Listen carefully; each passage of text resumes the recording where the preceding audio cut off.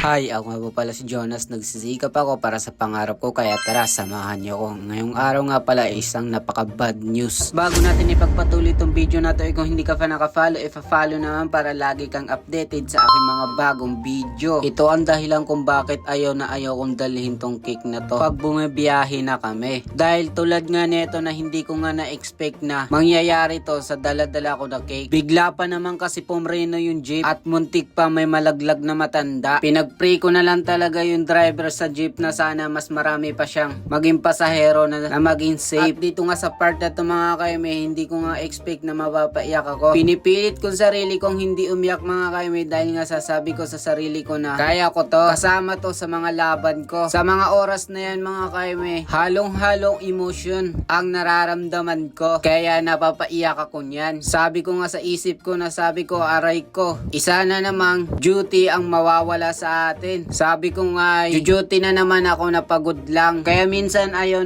ko talaga magdala ng cake kasi nagiging obligasyon natin. Pag nasira, tayo ang magbabayad. Tayo rin ang magiging may makasalanan. At sabi ko nga sa sarili ko, ito na ang pinakalas na magdadala ako ng cake. Dahil next time ayaw ko na. Dahil ayoko nang maulit pa to. Hinahantay-hantay ko lang dyan yung service namin mga kaime para makapunta na kami sa venue. Dahil naisip ko nga mga kaime, after ko nga mag-backdrop, ito naman ang aayusin ko. Buti na lang talaga kasi nakikita ko kung paano gumagawa ng cake si Tita Renz. At yun na nga mga kaime, yung sinasabi ko nga sa inyo, after ko nga mag-backdrop mga kaime, ito na nga, ginawa ko na nga siya. Kumbaga, nireplace ko lang siya. At buti na lang kamo mga kaime, simple lang yung design nito. Kaya medyo hindi tayo nahirapan. Talaga nagtiyaga ako maayos to mga kaime dahil sabi ko nga sa sarili ko, paano na kaya to kung ipabayad nila sa akin? Isa na naman duty na mawawala sa atin. At hindi pa lang kamo mga kaime, uuwi tayo na pagod lang. Sa